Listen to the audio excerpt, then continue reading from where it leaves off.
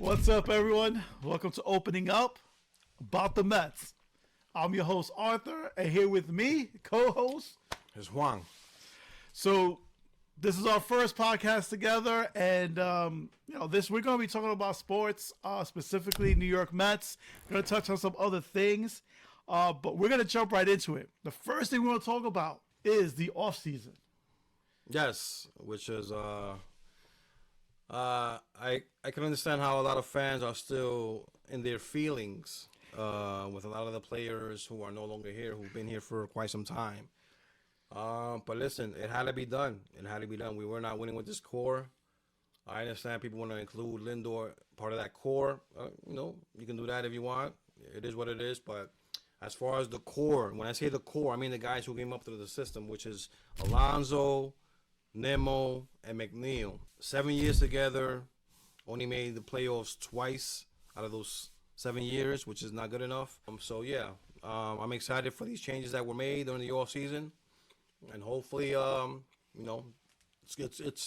it's gonna be better, in my opinion, because I think we did get guys here who have a lot of experience in high leverage situations, clutch moments. They do come through every so often, unlike guys who we did let go via trade or just let walk, whatever.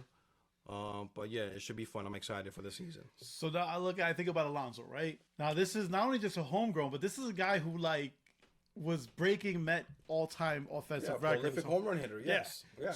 Do you think the Mets should have done a better job of trying to keep him, or do you think it was the right move to just let him go? I can see it both ways. How fans might say they should have done everything they could have done to try to keep him, because, like I say, he's a homegrown Met. He was breaking records left and right. How are you gonna let this guy go? This is people who say that they've been Met fans for forever. They point to the fact of when they did this with Seaver and all these other great Mets that they let go, instead of just trying to keep with the team and all, with the franchise and all that stuff. But listen, Alonso, he had his moments here. He had his moments, no doubt about that. But he just didn't have enough of them. I was about to say, did he have enough moments? Because I tell you, when I remember the year before, 24, he doesn't hit that home run in Milwaukee. No. We're talking about a horrific year. That home run in Milwaukee saved, I think, his Met legacy, hitting that home run. And yes, it did. I agree with that point. And I go to because there's one thing, listen, I get the homegrown and you have that attachment, but if he was so good, why wasn't there a market for him? Because even with Baltimore, with the contract they gave him, a lot of teams felt that they overpaid him. Yeah, because they feel like he's limited. His defense is not all that well, or he doesn't play it all that well, I should say. He doesn't really steal bases at all. He doesn't hit for average. Like I said, he's just a prolific home run hitter. He's your typical DH who just hits home runs, drives a lot of runs. So, of course, any team is looking for that. But they also want the other aspects of the game also. Defense, hitting for average, stealing bases and all that stuff. And he doesn't offer that at all. So, but in my opinion, I would have kept Alonso. You would have kept him. Wow. I would have kept Alonso. Yes, I would have kept Alonso because, like I said, I do think, even though I am excited for these guys that they brought in, Simeon, Polanco, Robert, and all the other guys and all that stuff on offense to help, with run production. I do think they're going to miss his bat, though, because he was, like I said, a prolific home run hitter, mashed the ball, drove in a ton of runs, and they're going to miss that. Now, of course, can you get it in a collection, as far as in a group of guys? Yeah, but that's a group, though. Alonso was doing that by himself. So I want to touch on it because it's funny, and I don't know if it was a game not too long ago. It was Darling and Gels, and they were announcing it. And one thing they brought up was the fact that the difference with the Mets team that they're gonna see this year, that they feel, and I agree with it, is that they built a team that could win in a multitude of ways. Yes, it doesn't have to be the home run. It could be. You look at the guys they brought in, guys who don't strike out a lot. They were in the top 50 or whatever players of guys who struck out the least in MLB last year. Guys who had a very high batting average, who runners in scoring position. And listen, and that's not to say that Alonso had a great year last year. I am also under the opinion that he had a great year last year because look who was batting before him. No, Because prior to that, he had 2 subpar years. They were okay. They weren't great. Not $35 million a year great. I understand all and that. I look at this team now, and last year that was a big problem. Listen, honestly, last year, what failed the Mets was the pitching. Everybody wants to try to find all these different things. It was the clubhouse. It was this. It was a political divide. No, it was the bullpen. When they pitched well, they had the best record in baseball. And when the pitching faltered, all of a sudden they couldn't win. That's what it came down to. Yes, I agree, but also it's like pick your poison, because when the offense was producing, the pitching faltered, and then when the pitching was delivering, the hitting wasn't doing much against the Marlins also. Well, 100%. So it's like sometimes you have to look at it both ways also. You can't just say it was like the reason. This is the reason why we didn't make it. This is the reason why we were losing games because of this, just solely because of the pitching. No, it was because of the both. Oh, but you gotta look at this whole thing because, like, listen, and that's what for me is what's great about baseball. It's a 162 game season. Of course. So you're gonna have games where you guys don't hit, but you started going over the averaging out. The pitching wasn't pitching for a while. After May, the pitching was not pitching. They rarely had very good pitching performances. And when this is where I go back to Alonso, when you only rely primarily on the home run, listen, you hit 40, 50 home runs, there's 162 games. That means there's other 110 games we need to do stuff. Yes. And you can say, RBIs. He had a big RBI season last year. But what was the number of the potential RBIs he could have got? He probably could have got potential almost 200 RBIs last year if he was hitting. Listen, not all these guys are going to come through in these situations. Soto seemed to. More often than not. Okay, you mentioned Soto. Yeah. Where was his big moment last year for the Mets? Did he have a big moment, that signature moment for the Mets? So you know what's crazy? Did he have that moment where you know what's crazy? He didn't have a signature moment. So if you stay on that, right? So wow, he didn't really have that a great season. And then then look at his numbers. But you know what's crazy is that he is so consistent. Yes. He is so consistent. Because I can tell you right now, like, he was in the mix of it for a lot of it, and not just for him, for the people that batted around him.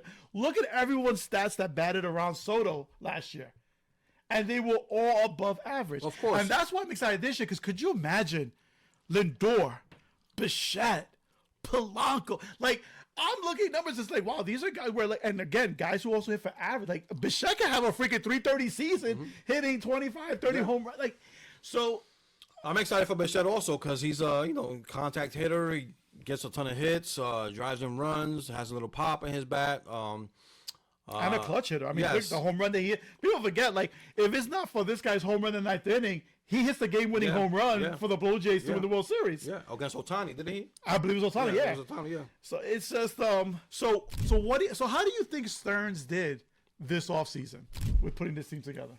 I think he did the best that he could have done under the circumstances. Because Stearns is the type of GM, in my opinion, that he doesn't go out there and he just throws out money at everybody, like big money at everybody. He's very calculated and coordinated in how he goes about doing his job. Mainly, like he'll look at what they need to improve upon, whether it's defense, whether it's pitching, whatever it is, and he'll go out there and he'll target an individual that he's focusing on. But if he feels that person is out of his price range, then he's gonna go back and see who else can offer that similar production, but not that same amount of money that the guy's looking for. So now I do agree that sometimes people say that he's a low market type of GM mentality that he has, because he's not really focused on improving the team like drastically to the point of just go out there and spend and get the best top tier players available. Or like I said, sometimes people just feel like, they have a plan and they're going to stick by their plan no matter what. Whether the public likes it or not, this is what they're going to have to deal with. Because he is the GM. He is the guy who's making the decisions.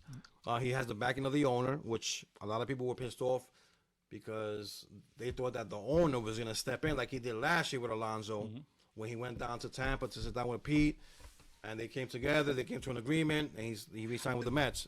But this year, he didn't do that this year. Well, it's funny you bring that up because I got to tell you, last year, it almost felt like Cohen did that because people are like, to appease the fan base? Because that's why. I think he actually did it to save face for Alonso because Alonso had no other suitors, and it was getting to a point that it was embarrassing. And because my thing with Cohen is that you see how he's handled things. He doesn't do stuff on an emotional tear. I mean, listen, that's probably why he's as successful he's been. Yeah. And I think it was more of the fact that how it was going, there was no suitors out for this. All right, you know what? Let's make it work. Let's make something happen. And I hear this year, he was like, all right, I think they were relieved that Baltimore came through with that contract. Because then, you know what? We could just walk away from it. And listen, I give it to Stearns because, listen, you got hired here to do your job. Yes. And that doesn't mean that, oh, well, you know what? I got to keep these guys here. Listen, you've got to build a team to the way you feel is going to be successful. Of course. And if you look at the blueprint of how this team looks like this year, you have multiple guys that could play multiple positions. I was just reading an article. Apologies. I actually think it was Amazing Avenue. It's one of the podcasts that talks about the Mets. And one thing they brought about, they were comparing the Braves to the Mets. And this year, the Mets are constructed in a much better way than the Braves are. The Braves are very top-heavy. They have a lot of top-heavy talent. But after that, they have a lot of guys on their bench that's just one-dimensional players. So if somebody goes down, it puts them in a tight spot. And honestly, that was the Mets last year. The Mets kind of got stuck in that, where they became a very one-dimensional team. Alonso, all he can play is this. If you look at the Mets now, he's got 4 shortstops playing in the infield. He's got guys that can play multiple positions. He's got Beatty who can play outfield, who's playing first. And the thing is that what it does, it gives you versatility because then it's you right in the hot hand of who's hot, and you can still put him into that lineup. And for Mendoza, that gives him much more opportunity. I do still think that the jury is out on David Stearns. I feel like he's made some moves, some questionable moves that just make you scratch your head. Like, what were you thinking when you made this move? And then. Wait, so give me one. Well, who was one? Who was a questionable move? No, there's a few of them off the top of my head. I mean, he could have signed. Like I said, when it comes to these top tier free agents who were available this offseason, he offered them close to what they signed with the other team. Like I think they were on Schwarber. Yeah. I forgot what was the contract they did. Well, for yeah, Schwarber. it was, he got 5,150. Yeah. Yeah, but I think Schwarber was coming back to Philly. I mean, he was beloved in Philly, and Philly matched. Unless he got, the Mets overpaid, maybe by like 50 or even $60 million more than what the Phillies gave him. Maybe he would have accepted the Mets offer. Who knows? But the Mets do have to overpay when it comes to these other top tier free agents, because they know that the whole stigma behind the franchise, the LOL Mets, and all this other stuff behind them. But yeah, I do think, like I said, it's funny you say that because I think that's actually the brilliance of Stearns, because I think he probably understands that also, and you don't necessarily have to do that. Listen, the one person that they did was Soto, and it made perfect sense because Soto is a generational talent. Yeah, but even with Soto, they were saying that it was the owner more so than Stearns. 100%, because it was also, and again, because what it was more of the family. It was more of understanding. So, yes. But listen, don't knock Stearns away from that, because you don't think Stearns and his team are the one who did the research on that to see how we go about addressing it with Soto. And once they saw the family and how tight, especially with his mom, all of a sudden, all right, let's bring what do you call it, Tia Cole up, let's bring her, Tia Alex in, and let's go ahead and bring her family in, and let's have that connection. It was smart. Now you look at everyone else. And yes, why overpay? It doesn't make sense. The Mets, what they've done, and sometimes I feel Met fans don't really understand this. Not only, and you talk to many GMs in many different sports, it's very hard to do both, compete and rebuild. Yes. And that's what the Mets have done the last few years. Because regardless if they didn't make the playoffs last year, every year they've been in contention for the playoffs. At the same time, rebuilding their entire minor league system. And look at their minor league system now. Top in baseball. They traded 2 of the top 100 prospects in baseball, and they're still top 5 in prospects. Yeah. They still have, 5 more on the list. So what they did was they built up that farm system while at the same time still trying to compete year in, year out. And with what Stearns has done is, listen, we have a bunch of guys down the pipeline to bring up. So we don't have to overpay. So outside of Soto, and listen, that's interesting because now you're hearing the rumors now about Peralta. Mm-hmm. He wants a 7-8 year deal. Well, he did say that he wants to see how it is first before he decides on doing anything, whether it's extending with the Mets or testing the market. He wants to see if he feels comfortable here first. Mm-hmm. And he loves it. Apparently, he loves being here. He feels very comfortable. And he wants to sign a long-term contract, like he says, 7, 8, or 8 years. Let's see how that goes. Let's see how if Stearns comes in, because Stearns does not like. Well, yeah, that's what. And listen, I get it because this is with pitchers. You almost have to go into a thing, and if you sign that long-term deal, you're going to lose them for 2 years if it's a Tommy John, because that seems to. I mean, look at Corbin Burns, but that's going to be interesting because if you also look at the Mets, you've got Joe Tong, you've got McClade, mm-hmm. you've got Scott. You've got all these guys coming up the pipeline. Yeah, you got Where one it's like, Inger, do yeah. you need to spend that much money on an ace? Listen, and it's all going to depend on what he does this year. That's what, because if he has a lights out, but my thing with the whole thing when people say the reason why he didn't go out there and get this specific players because he has somebody waiting in the wings in the pipeline or whatever. Okay, but what about the guys that you have here now? What about the guys that you have on the team right now that have been here with the Mets for a few years? You're like, you can't. I guess what I'm trying to say is you can't sacrifice a year or two to waiting for this individual to develop into the player that you expect him to become once he gets the call up, and yet you're wasting like prime top tier years from these players that you have, like a Soto, Lindor, and these other guys that you had here before they left. You have to capitalize on the opportunity, in my opinion. Okay. You can't just run it back, which he didn't do, which I'm glad, because last year they did run it back and it didn't work out. So he the year before they made it to the NLCS. Yes, why wouldn't you run it back? But this year goes to this, and then you talk about the perfect thing with pitching. You have Manea, huge year, right? Who's not doing so well. Senga, the beginning of his thing with the Mets, great. But now look at them now. So that's why I go with, does it make sense giving long-term contracts to people where you don't know how that's going to play out? And I get what you're saying, but let's look at the teams. Listen, the Dodgers won the World Series the last 2 years. And everybody's playing the Dodgers. Look who they have. All these people, of course. You look at last year, they almost lost the World Series. I mean, it came down to a guy had a big home run in a big moment, and a guy not running, tagging up from third base, I mean, not big enough lead from third. Was it? Inches, yeah. So that changes. Blue Jays win. And the year before against the Yankees, listen, the Yankees blew that series. The botch, yeah. Yeah, you put in freaking Cortez to pitch. He gives up the home run, cost them game one. Judge drops the freaking fly ball. They lose that game. The Yankees easily could have won that World Series too. The thing becomes, and this is my thing with the postseason, once you get in there, it's a crapshoot. Anybody could win the World Series once you get in. What you have to do is make sure you get to the postseason. Of course. And that's what's hurt the Mets, whereas last year, and again, they choked down the stretch.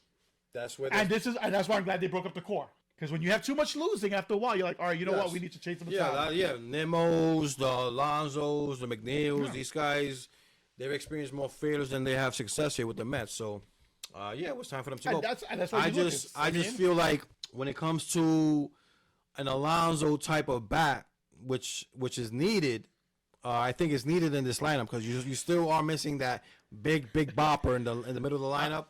Like I said, if you want to change the whole format where instead of the chicks take the long ball, just collectively as a group, everybody's getting hits, driving in runs. But I think you have that. Bases. I think Soto. I think that's what Soto is. Okay, but what I'm saying is when Soto's on base, somebody has to drive him in. But I'm saying though, okay, look at the Yankees. So who's the guy when Judge is on base? They have a few guys that can do it. The catcher, Rice. No, he's first, isn't he? Wells is the catcher. Well, there's a few. He goes to the catcher sometimes. But the Mets have those same things. You have Lindor, you have Polanco, you have Bichette. What I'm saying is prolific home run hitters, there's only one on that Yankee team, and that's Judge. Yeah, but you can say Stan too, but he's not. He's always injured. So, and if you look at the Dodgers, prolific home run hitters is Ohtani. You have guys who can hit, but the prolific home run. So these guys, all they have is usually that one big prolific. The Mets have that in Soto. Yeah, but Soto's not the prolific home run hitter that Alonso is. Who had more home runs last year? Had more home runs last year. That's his first time. When his first time, the year before he hit over 40 home runs. Yeah, but I'm saying though, as far as prolific home run hitters, you know what's Alonso funny? Hold on. So you know what's funny about that is that Soto is only 27 years 26, old. Yeah. So which means that I'm not knocking. You're only going to see the power. But I see Soto hitting 50 home runs at one point. And that might be true. He is that might good. Be true, but instead of one guy, why not have two guys doing the same thing? Because Alonso doesn't give you anything else. That's what. If it's just home runs or bust. But if you have other guys on the team giving you what he does not give you, then that's perfect. Again, if you're getting 30 home runs from Lindor, if you get 25 to 30 home runs from Bichette, if you're getting 20 to 25 home runs from Polanco, if you're getting 20 home runs from Alvarez, of course, it's across the board. You could get that power. They have a lot of guys on that team. They have 20 plus power from almost every position in that lineup. Oh yeah, I agree with that. That's the potential of that entire lineup. With Alonso, like I said, that's a huge gap. That I don't think it is, man. Honestly, like Alonso, I think it is. He's Chris Davis 2.0. Even though he's like Chris Davis. He's not really that clutch of a hitter. He's Chris Davis. Not at all. But he does give you that huge power production that the Mets. He's Chris will Davis, and it cracks me up that he's going to Baltimore. Because we're banking on these guys having career years. Also, we're banking on. I'm talking about past experiences. No. But we're banking on also Alvarez coming back and having a bounce back year. He's the only one that hasn't hit that number. All the other ones have. Last year, Beatty had what? How many home runs? 16, 20 home runs last year? I think he had 17 home runs last year. Vientos, these guys showed the pop. And that's what I'm saying. Like, it has been shown before. It's not like I'm... That's another thing. You can't play these guys, all these guys at the same time. Of course you can. Why not? You can't play Vientos. You can't play Polanco. You can't play, what's his name, Beatty. Why not? All at the same time. You have Vientos DHing. You have Polanco at first. And you have Beatty in right field. No, that's Bench's spot. Yeah, when Bench is getting a rest day. And when he's not, then you can have Beatty at first. And that's what I'm talking about, the versatility, where you could get 400 at-bats playing different positions. Listen, that's what McNeil did last year. McNeil played different positions and got 400 at-bats. Yeah. That's where when you have that flexibility, you can still get that bat in there. So like I said, I think I love the way he's constructed this team. I'm also the very optimistic Met fan. Yes. And we're going to talk a little bit about this yet? I'm like, the glass is almost empty. I'm the optimistic Met fan. Every year I feel like, you know what, this could be the year that we do it. Yeah, I've got burned too many times taking that route. So that's why I'm gonna curb my enthusiasm for this team. I am excited, of course. I'm not saying that I'm not excited about the team, the players that they have, and all that stuff. But I'm just gonna relax. I'm not gonna go all crazy and bonkers saying, "Oh, we have a great team now." No, I gotta see what they do on the field. I gotta see how they perform in these situations where the other guys that we did get rid of didn't really perform that much in those situations. So let's see what happens. So it should be a fun season though. I can't wait. So like I said, me and Juan, we've been boys for over 30 years. Yeah. And 35 years. Yeah, we go way back. And this is actually how we always stay connected. Like there were some years we hadn't heard from each other. And it's like as soon as we spoke to each other, we just jumped right back into it because sports really connected us. Yes. What's funny is that we're both huge Met fans. Yes. We're both huge Giant fans. Yes. Basketball is a very funny thing. And I know a lot of you, because I was that person also. People who change teams like, nah, you're a bandwagon jumper. But in basketball, he's a huge Knicks fan. Yeah. I was a huge Bulls fan. Mm-hmm. Michael Jordan was my dude. My son's name is Jordan. Michael Jordan is my guy. Mm-hmm. And for years, we'd go at it in the 90s when they had the rivalry. And, I came on top most of the time because, the Bulls did their thing. But, and I followed the Bulls afterwards. I loved the when they had the run with Derrick Rose and Thibodeau's coach. Mm-hmm. But then after that, I kind of I've lost the listen for basketball as a whole. And then I started watching basketball again. And when Thibodeau came to New York and Rose came to New York. Mm-hmm. And now I've become a Knicks fan. Yeah. And so we're both Knicks fans now. And then one thing that we argue to the end. He is a Ranger fan. I'm an Islander fan. This year hasn't been too kind to him. It's okay. It's okay. Fire Chris Drury, by the way. Guy's terrible. How about Matthew Schaefer? He is dude. Yeah, he's top 20 goals right now. Yeah, he's insane. very good, yeah. But so like I said, this is gonna be us talking primarily about the Mets because that's my number one love. Yes. But we'll be talking about other sports stuff too. And also, if you follow my other podcasts, Opening Up, and every video I open up a box of cards, and today we'll be opening up a Topps Pristine 2025 hobby box. Now I like the Pristine hobby box because I actually had one of my biggest hits from a Pristine hobby box, and this was last year. I got a 1-of-1 Ellie De La Cruz autographed baseball card. One of the biggest hits I ever had. The only one bigger was an Ohtani a 205 signed card that I got a year and a half ago. So that's pretty massive. I'll be opening. Well, yeah, I'm gonna be opening up this shortly. We're gonna talk about a few other things. Juan, where did your love for the Mets begin? Wow, since I was, goes back. I was a child, of course. I used to go to games with my entire family. When I mean my entire family, I mean everybody. It was at least 20 of us deep. We used to go to Shea Stadium, sit in the mezzanine section, just enjoy the summer, watching games. Shea. Yeah, Shea. Yeah, it's my I would say my mom, because my mom was the huge sports fan in the family. She's the one that really got me into baseball. So, and then from there, my uncles, my cousins also, and then we just started bonding through baseball and watching a lot of Met games, and then we'll go out to the events and watch games live and in person. So yeah, it was since I was a child. I became a Met fan in '88, so all I've known is heartbreak from the New York Mets. I said before. I remember still Darling Game 7 against the Dodgers, NLCS, heartbreaking, 6 runs in the first 2 innings. But it's really the baseball and specifically the Mets brought a lot into my life. I've talked about this before, where, as a kid I was the only child, and it was baseball cards that started getting me, Not only did a few things help me with math, I became like a freaking math whiz because always looking at the stats, trying to determine, figure out the batting averages and the ERA, but then also allowed me to start connecting with people because, kids my age, because we could talk about sports. And how I became a Met fan is actually because everybody in my family were Yankee fans.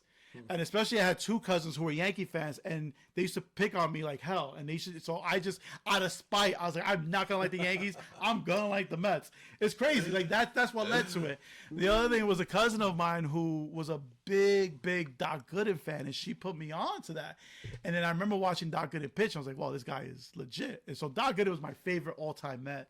And I've been lucky enough to meet him a few times, and dude is just a nice guy. Listen, we know the history about him, but he is just the ultimate nice guy. He let me wear his World Series ring. He was just nice through and through, man. And so, the Mets did a lot for me in that, in the sense of connecting with people. And then the biggest thing it did for me, man, it connected me to my wife. My cousin introduced me to my wife, and one of the biggest reasons why he did was because she was a Met fan. She was a big Met fan. I was a big Met fan. We connected on that. We've now been married 15 years, been together 21 years, and we go to Met games together. We travel on the road to see the Mets. Yes. Season ticket holders out there this year. I'm excited. Gonna be the whole season, and just like our love for the Mets is strong. So that's my affinity for the Mets, and hopefully, I'm waiting to experience that World Series win, man. Oh, forget about it. We were there. You're not the only one. Yeah, I want to experience that. My Giants have won. My Bulls have won. I was too young for the Islanders, but I feel that may be coming soon. But the Mets, man. Yeah, the Mets is. I was 86. I was a bit too young for that. So yeah. So I'm going to jump into WBC. What do you think about the WBC? Like, do you like the WBC? Yeah, it's exciting. You can tell the players, they get up for that.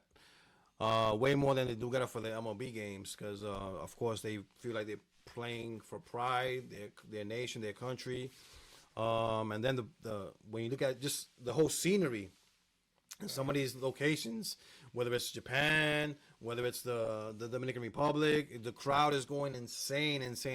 They just never. There's never a quiet moment. The crowd is always animated.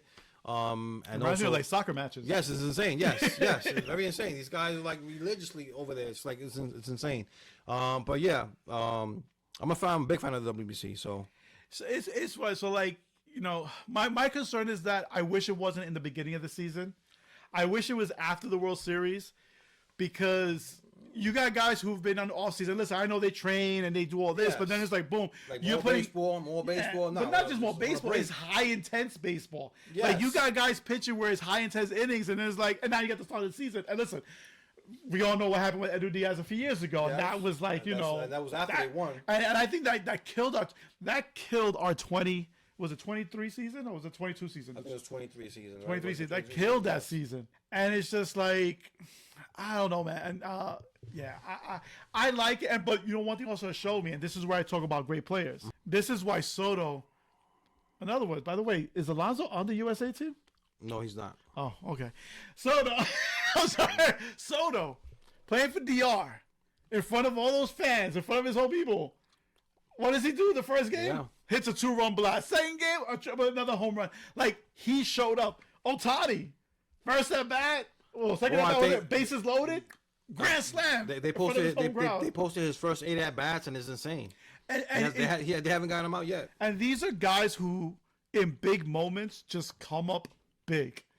Yeah. Listen, that's my biggest argument on Judge. As great as Judge is, home run hitter, batting average, dude, like, you look at his offensive numbers. Amazing. Hall of Fame track. Absolutely. but has not done shit in the postseason. This is why I call him Mr. Regular Season. Aaron Judge, because he does nothing in the playoffs. Listen, and that was my argument like with Derek Jeter. Derek Jeter wasn't the best shortstop, but man, come the postseason, and listen, as Met fans, we know it because that game 2000, he killed us. What was he batted over like 500? He was having a monster freaking series against us, and Jeter would come up big in big moments, and Judge hasn't. And you know, but the WBC, like I said, it is exciting. It's fun to watch, especially, you know. But I don't like it at the beginning of the season. But it's more for the international fan base than the American fan base. It's funny. This guy, what's his name? The fan. He came back again for like the 19th time. He lead Carton. Oh, Chris Carton. Yeah. So he was talking about this, and it's true. It's like, how is it like you watch baseball? Like, are we doing it wrong here? Because you look at how the fans were then; they were insane. Mm-hmm. And he tried to put it that, you know, it's because, you know, back in the day, people would come in suits. I don't think that's it. He always thinks he knows the answers for everything. No, I don't think that's it. I just think in general, I think American fans don't react that way. Because I've never been to an American soccer match. Mm-hmm. Like the what do you call it? Is it as crazy as like you see like? Well, they do try to mimic and imitate the way they do it in overseas, but it's just unless the stadium is crowded and like for instance I think the Miami team with Messi and these other guys, they might, yes. If you experience a game or Miami with Messi's team, whatever, and Miami FC, I think they're called, you might experience that a little bit, but nowhere near to the level of they do it. It's like in the soccer, that's a totally different world. I kick myself because I've never been. My brother-in-law, we actually have been in Spain one time, and they were playing in Mallorca. And he was like, "Oh, and I didn't go, and I should have gone. I should have had that experience because I do want to see that." Crazy. The World Cup is coming here now. I mean, the tickets are freaking insane. Yeah. I'm debating it. Jersey, right? MetLife. Yeah, it's just going to MetLife is a freaking pain, man. We go once a year. We have a fantasy league. Yes. And we go once a year, the fantasy owners, and dude, to come home is like 3 hours, man, from freaking Jersey to Long Island or to Queens. Traffic is ridiculous. It's just nuts. But so I can imagine what the World Cup is going to be like. Here we go. We're going to open up this box. Let's see if we get anything fun in here. In this, again, is the Topps Pristine. This includes 2 autographs and 1 autograph relic per box. Now, listen, I'm realistic. I'm not expecting to get the same hit that I got the last time. But who knows? You might get hoping to get something fun. Listen, if I can get Ohtani if I can get an Ohtani card, that would be freaking amazing. So there are 6 packs in here. Here we go. Put the box down here. I'll put it over here. All right, so we're going to open up the first pack. All right, here we go. We have a Drew Romo. 54 of 99. Never heard of her. Colorado Rockies. Let's see what we have in this pristine packaging. Oh, I love when they do a duel. Well, because there's 2 cards on the outside. You have Kyle Manzaro and Nick Horner, 172, 199. Oh, look over here. There you go. And then inside here we have. So I love these pristine pockets. It's just like, you know, better chance than not of getting a hit. Sometimes you don't. We have a Logan Evans rookie card. Wyatt Langford. He was a rookie out of Texas last year. Rangers. 13 out of 75. That's a very nice card. Mike Trout. I have a question. Is Mike Trout a Hall of Famer? Is Mike Trout? Yes, I would have to say so. Think so. Yes. Even though he hasn't really done anything. Listen, his first 10 years was amazing. Yes, there you go. That you just answered your own question. His first 10 years, he was the top player in the league. So it falls like under a Sandy Koufax type thing over there where because he has that, that's enough to get him through? That's right. How many 10 years? So do you think David Wright's a Hall of Famer? He borderline. Injuries screwed him. Like if he would have held up for like maybe another 2 years and put up those same numbers, then yes, he would have definitely been a Hall of Famer. Who's one person who should be in the Hall of Fame right now that's not? That should? In your opinion. That should be in the Hall of Fame but isn't. I know I have my guy in my head already. Yeah, I would say Barry Bonds. That is true too. Yeah, him not being in is a travesty. Because I don't even want to talk about steroids. Once you let one person who has steroids, they all should be in. Doesn't matter what. And he was lights out even before. You know the story that he was just a lights out player. Who's your guy? Keith Hernandez. How is he not in the Hall of Fame? Like if you look at all the criteria. Yeah, he has a record for most goals last first baseman. Right? Yeah, by first baseman. He's won MVP of the league, 2 World Series with 2 different teams, and was a key contributor, including a Met team that was not good when he got there. Was it because he was... And people say the whole cocaine thing. And how was his relationship with the media? I don't know. A lot of these guys say that. He's the way he is now. don't think he's changed much. I don't know. You're right. You might Yeah, be right. I don't understand how Keith is not in there, and it's mind-boggling. All right, Carlos I Carrera think he got in eventually. with the Houston Astros. Oh, this has got to be an older card. He's not there anymore, right? 138. Correa, yeah, he's there. He's with them again. He went back to the Astros. Yeah, he's Look at with that. them. Where the hell have I been? Yeah, he's with them. He got back to them this year. Get out of here. Trade? Twins? I think either trade or free agent. No, wasn't a free agent. No, he was with the it? Twins. He signed the large contract with the Twins. Hold on. So he was with the Twins right now. That's why I was like, that's not. He had me bugging out over here. I'm like, wait, I thought he was with the Twins. Alec Boehm Alec Boehm. and Rafael Devers. 23 out of 199. I keep going over here. Alec Boehm. What could have been? He was. Who was he with? Who was Correa with? He's with Yes, you're right. Yeah, he's Minnesota right. Twins. Michael K. Will Smith. There you go. Will Smith? Francisco Lindor. Brent Rooker. Sandy Koufax. Yeah, so they're just showing guys know things because I got Sandy Koufax here. All right, let's see. No big hits yet. We're almost halfway through the packs. See what we have here. Evan Longoria, 25 out of 50. So this is a gold refractor. It's hard. The reflection is hard to see. I don't have the second. I don't have the second thing set up yet. I'm actually getting that today. So the second screen. We have Jung-Koo Lee, Grant McCrary. So no big hits yet. I haven't got any signature cards yet. Tom Seaver. Tom Seaver. Oh, another Met. Juan Soto is a Yankee. Wow. You think That's Yankee funny. fans are still sore about that? Oh, Francisco Lindor. Wow, this was the whole Met Yankee thing. Francisco Lindor and then CC Sabathia, who's getting his number retired. That's a big thing. Sabathia getting his number Yes. retired in Yankee Stadium. Were you surprised by that? A little, yeah, but he was a great Yankee though. I mean, also he was with Cleveland and also with the Brewers. Yeah, but it's just like because listen, this goes But- down to the Yankee tradition. Yes, but no, I think it's well deserved. He was with the Yankees for how many years? But is Clemens in there?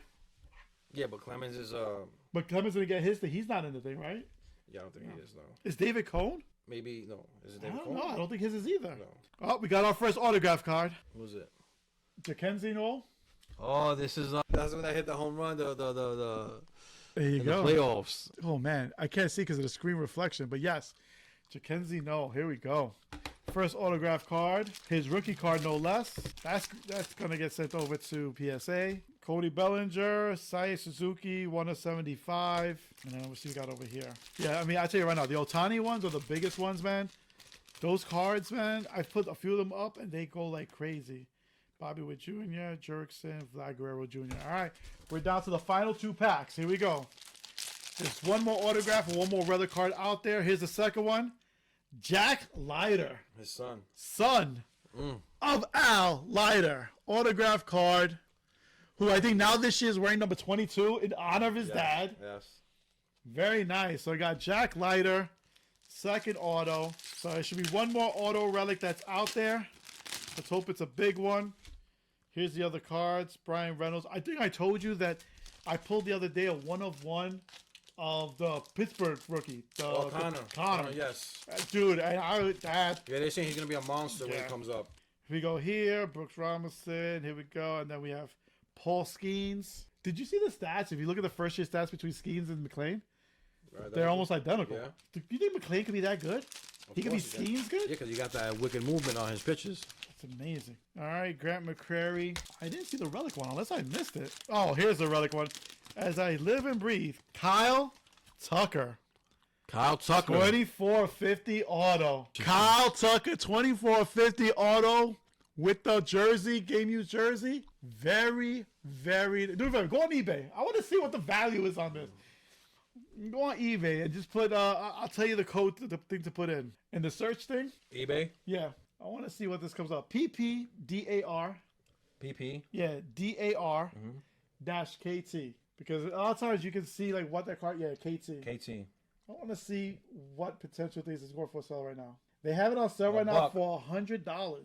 There you go. One has it for $54.49, but you know what the thing is? Neither one is graded. I'm gonna get this sucker graded. I'm gonna get that sucker graded. Well, especially now with those Dodger fans, because you know if they have a thing. He does something, they'll go flocking to buy it. All right, so nice hit. Nothing crazy, but Kyle Tucker, game used jersey, autograph, 2450. Gonna get that. I'm sending that over to PSA. What's that over here? Stephen Kwan. Yeah, because you know why? 1/1. Dude, the 1/1 crazy. cards, they go for insane amount of money. That's what I'm saying. Well, it's funny because someone was telling me today, and it's like, you know, he was trying to figure out how to price his card. And I'm like, listen, if you have a 1/1, you could kind of set the market. You can see what others 1/1 go for that player. But he was upset because he sent the PSA and it came back as an 8. And he's like, I don't understand why. I put it exactly in. I was like, listen, that's PSA sometimes. I'm not an 8. It came back as a 9. And it's funny because when you open up the Jack Ladder one, I was even thinking about Kumar Rocker. And his name popped up here. Look at this. Yeah, they're the 1/1s. Dude, the 1/1s, that's the thing. I've only gotten 2 1/1s ever. The first one was Ellie De La Cruz. And then the second one, Connor, what's his name? Connor David, what's his name? I think Connor Griffin. Connor Griffin of Pittsburgh. Yes. So listen, this was our first podcast. This is yes. this is I was very super nervous. I'm not gonna lie to you. I was super nervous. I didn't know what to expect. It turned out to be pretty pretty good in my opinion. But of course, a lot of rustiness. But I gotta get the hang of this. But it was good. It was good. You probably know who this guy is because he loves one of his favorite pastimes.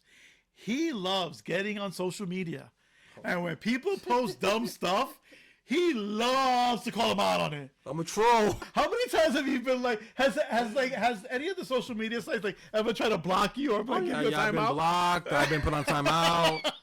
Yeah, Dude, so that has happened. He goes at it, but I'm not a fan of stupidity, so or people who do dumb stuff. So I always call them out on it, and they get pissed off, and they start talking trash, and I talk trash back to them, and they get offended, and then they block me, and then they send also either whatever social media site that I'm using at the time, they send them information about me, and of course I get blocked, or I get put on timeout for like a few days or a week maybe. Got you. And then I come back and do the same all over again. So we're gonna be promoting this everywhere. We're gonna be using YouTube as our platform to show the videos. We're gonna be going on Facebook, on Instagram, on TikTok, and what we're gonna do is as we continue gaining followers, we'll still have some giveaways. Like I said, I'm a collector and I have some signed Met balls that I'll be giving away.